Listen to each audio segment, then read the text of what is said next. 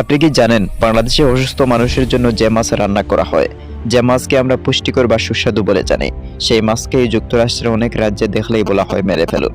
কেন এমন হলো? আজ আমরা জানবো স্নেকহেড বা শুল মাছের সেই চমকপ্রদ গল্প।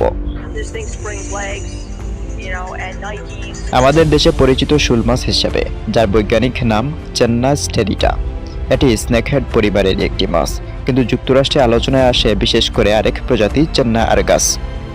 এই মাছের মাথা সাপের মতো হয়, ইংরেজিতে নাম হয়েছে স্নেকহেড। 2002 সাল যুক্তরাষ্ট্রের ম্যারিল্যান্ড অঙ্গরাজ্যের একটা পুকুরে হঠাৎ ধরা পড়ে অদ্ভুত দেখতে এই মাছ। পরীক্ষা করে জানা গেল এটি এশিয়ান স্নেকহেড। মাছটি স্থানীয় ছিল না। ধারণা করা হয় কেউ ব্যক্তিগতভাবে পোষার জন্য এনেছিল অথবা খাদ্যের জন্য আমদানি করে পরে ছেড়ে দিয়েছে। যখন বিজ্ঞানীরা পরীক্ষা করলেন তখন কয়েকটি ভয়ঙ্কর তথ্য সামনে আসে। এই মাছ বাতাস থেকে অক্সিজেন নিতে পারে, পানির বাইরে থেকেও সময়ও বেঁচে থাকতে পারে, অত্যন্ত আগ্রাসী শিকারী, দ্রুত বংশবিস্তার করতেও পারে, স্থানীয় মাছ খেয়ে ফেলে। যুক্তরাষ্ট্রের বন্যপ্রাণী সংস্থা US fish and welfare service এটিকে ইনভেসিভ স্পেসিস ঘোষণা করে। 2002 সালে যুক্তরাষ্ট্র সরকারের লেসি অ্যাক্ট এর অধীনে জীবিত স্নেকহেড আমদানি ও পরিবহন নিষিদ্ধ করে দেয়। কিছু রাজ্যে ঘোষণা দেওয়া হয় যদি স্নেকহেড মাছ ধরেন পানিতে ফেরত দেবেন না, মেরে ফেলুন বা রিপোর্ট করুন। এখন প্রশ্ন হলো আসল কারণ কি ছিল? যুক্তরাষ্ট্র কেন ভয় পেয়েছিল এই মাছকে?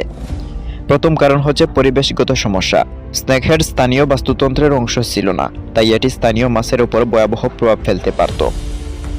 অন্যদিকে অর্থনৈতিক ক্ষতিও, যদি এটি ছড়িয়ে পড়ে তাহলে স্থানীয় মৎস্য শিল্প ক্ষতিগ্রস্ত হতে পারে।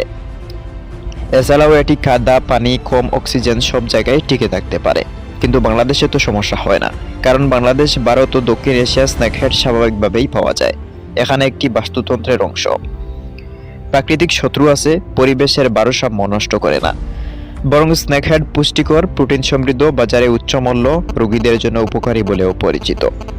2002 সালের পর আমেরিকান কিছু সংবাদ মাধ্যম স্নেকহেডকে ভয়ঙ্কর মাছ নামেও প্রচার করে, বই তৈরি করে এই মাছ নাকি হাঁটতে পারে। বাস্তবে এটা শুধু ভেজা মাটিতে অল্প নড়াচড়া করতে পারে, কিন্তু সিনেমার মতো দৌড়ে বেড়ায় না। এখন প্রশ্ন হলো, এই যে মাছ আমাদের কাছে সুস্বাদু ও উপকারী, সেটি কেন যুক্তরাষ্ট্রের কাছে ভয়ঙ্কর? উত্তর একটাই, পরিবেশ ভেদে একই প্রাণীর ভূমিকা বদলে যায়। বাংলাদেশের এটি স্বাভাবিক প্রজাতি, কিন্তু যুক্তরাষ্ট্রে এটি বহিরাগত অনুপ্রবেশকারী। প্রকৃতির নিয়ম খুব সহজ, যেখানে যার স্থান সেখানেই সে নিরাপদ। ভুল জায়গায় গেলে সাধারণ মাছও ভয়ঙ্কর হয়ে উঠতে পারে। আপনার মতামত কি? স্নেকহেড কি সত্যি ভয়ঙ্কর নাকি অতিরঞ্জিত আতঙ্ক? কমেন্টে জানান।